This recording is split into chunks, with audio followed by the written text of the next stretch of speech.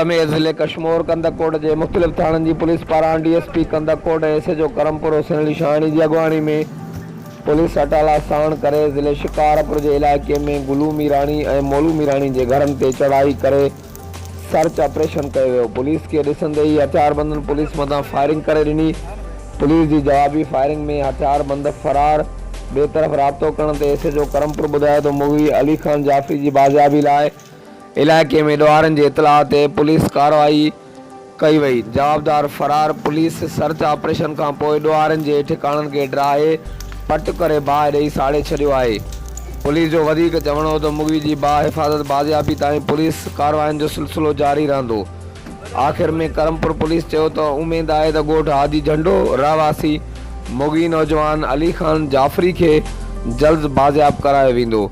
हर वक्त आगाह रहण लाइ ॾिसंदा रहो JTN वेब न्यूज़ करमपुर।